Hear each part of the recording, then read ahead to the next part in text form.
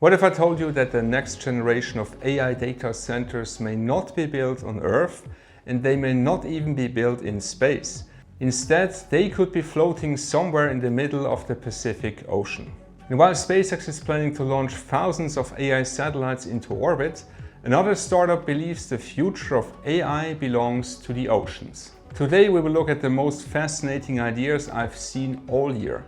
The latest Starship developments, NASA's growing moon-based plans, Firefly's newest lunar contract, Blue Origin's recovery efforts, the latest developments following the historic SpaceX IPO, and much more.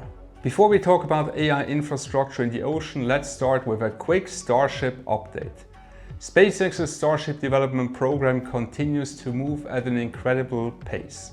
This week, Booster 20 successfully completed another cryogenic proof test at Starbase, while Booster 21 continues moving through the assembly pipeline. On the ship side, Ship 40 has already begun testing, while Ship 41 and Ship 42 are progressing through production. What's becoming increasingly clear is that SpaceX is now operating something that looks more like an aircraft production line than a traditional rocket development program. And there was another interesting update.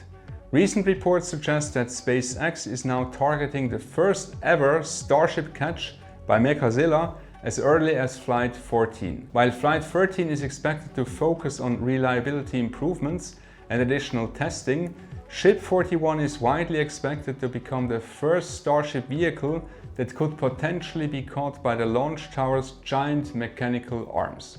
If successful, this would mark another major milestone toward full and rapid reusability. Meanwhile, SpaceX continues to reveal more details about its long-term lunar architecture. The company is working closely with NASA on the human landing system version of Starship, which is expected to become the backbone of future Artemis missions. The goal is no longer short Apollo-style visits. The goal is sustainable lunar infrastructure. Cargo delivery, surface mobility, power systems, habitats, and eventually a permanent human presence near the moon's south pole. And finally, there is a concept called Starfall. SpaceX is reportedly exploring a small reusable return capsule that could bring scientific experiments, manufactured materials, and other high-value cargo back from orbit. Think of it as a modern successor to Dragon's cargo return capability, optimized for the Starship era. Taken together, these developments show that SpaceX is no longer just building a rocket.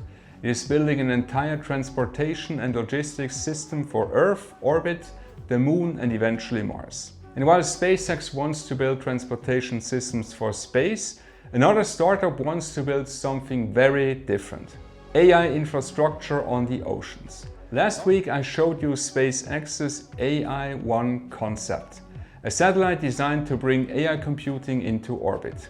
The idea sounds brilliant.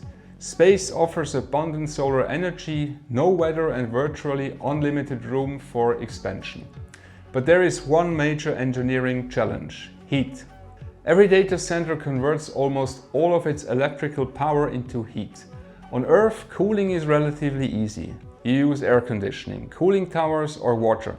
In space, none of that exists. There is no atmosphere, there is no air, and there is no water. The only way to remove heat is by radiating it into deep space through large radiator panels. Many experts believe thermal management could become one of the biggest challenges for future orbital AI infrastructure. And that's where a startup called Pantalassa comes in. According to a recent Forbes report, the company is developing floating AI data centers powered by wave energy and cooled directly by seawater. Think about that for a moment.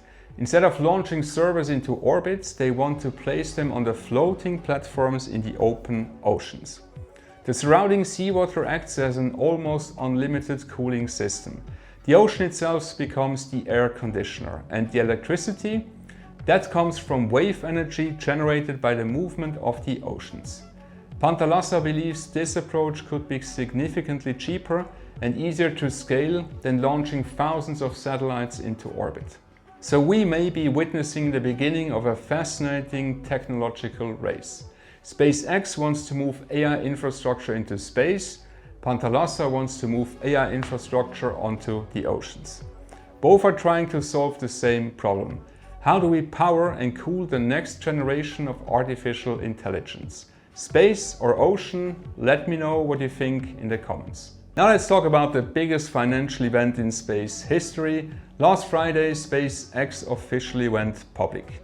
The company raised approximately $75 billion and briefly surpassed a valuation of $2 trillion, making it one of the most valuable companies on Earth. And for a short period, Elon Musk became the world's first trillionaire on paper. However, after the initial excitement, the stock pulled back as investors locked in profits. And that had consequences across the broader space sector. Rocket Lab, Firefly Aerospace, Intuitive Machines and several other space companies sold off sharply as investors rotated capital into SpaceX. But here's the interesting part. This week, analysts upgraded both Rocket Lab and Firefly Aerospace, arguing that the sell-off may have been overdone. Their message was simple. SpaceX is not the only winner in the new space economy. There is room for multiple successful companies as demand for launches, lunar logistics, defense contracts and space infrastructures continues to grow. In fact, some analysts believe the recent correction may have created attractive buying opportunities across the sector. Speaking of space infrastructure, Astrobotic has officially unveiled its Griffin 1 lunar lander. And this is much more than another moon mission. Griffin 1 was selected for NASA's Moonbase 2 program and represents one of the first true infrastructure-class lunar landers.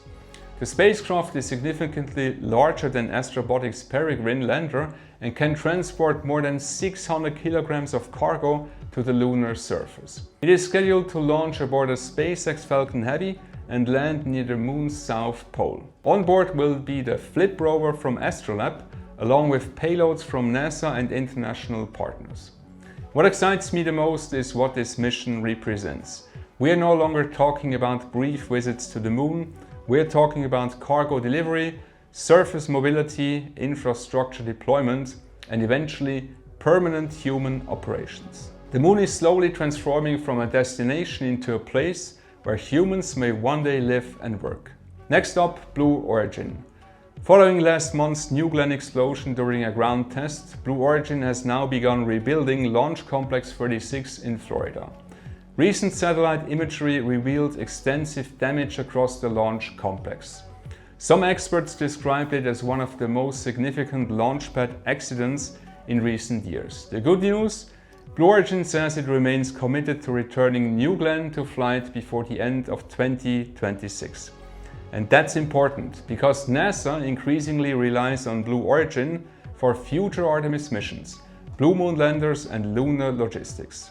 The success of New Glenn is no longer just important for Blue Origin, it is becoming important for the future of the Artemis program itself. Now let's talk about Firefly Aerospace. This week the company secured another major NASA contract worth approximately $75 million. The mission, called Moonfall, will send 4 autonomous drones to explore challenging terrain near the moon's south pole. Firefly's Elytra spacecraft will transport these drones into lunar orbit before deploying them toward permanently shadowed regions. Their mission is to search for resources, map difficult terrain, and investigate areas that future astronauts may eventually visit. This is exactly the type of reconnaissance missions needed before humans establish a permanent presence on the moon. And once again, we see the same trend. NASA shifting from exploration to infrastructure development. Before we wrap up, I want to share a personal update. This week I had the opportunity to speak at the SGO conference in Switzerland. The title of my keynote was "From AI to Space, the Organizational Models Shaping the Future." In the presentation I explored how technologies such as artificial intelligence, automation, robotics and the new space economy are transforming not only industries, but also the way organizations are designed and managed. We looked at how companies like SpaceX use rapid prototyping, iterative development automation, and AI-driven decision-making to innovate faster than traditional organizations. One of the key messages was that success today is no longer determined by who makes the fewest mistakes. Success increasingly belongs to those who learn the fastest. But perhaps the most interesting insight came after the presentation. Once again, I realized how much interest there is in the new space economy. Whether I speak with executives, entrepreneurs, students, or technology professionals, space is no longer a niche topic. People are genuinely fascinated by what is happening, and that tells me something important. The space industry has moved into the mainstream. It is becoming part of conversations about technology, business investment, and the future of humanity. And that's exactly what I've been noticing over the last few years. Whether it's through my keynote presentations, conversations with viewers, or developments in the financial markets, interest in the new space economy continues to grow. Even after the recent correction in space stocks, the long-term trend remains intact. Space is becoming increasingly visible in the media, in politics, in technology, and in our daily lives. And the next few weeks could be especially exciting. We're still waiting for updates on Starship Flight 13, the FAA investigation, Blue Origin's recovery efforts, further developments around lunar infrastructure, and perhaps even new announcements related to Mars. As always, I will continue following these developments closely. My mission with SpaceX talks and my keynote presentations remains simple: to inform, inspire, and excite people about humanity's journey into space. From the next Starship launch, all the way to the first human footsteps on Mars and beyond. Thank you for watching. Don't forget to like, subscribe, and share, and I will see you in the next episode. Ciao.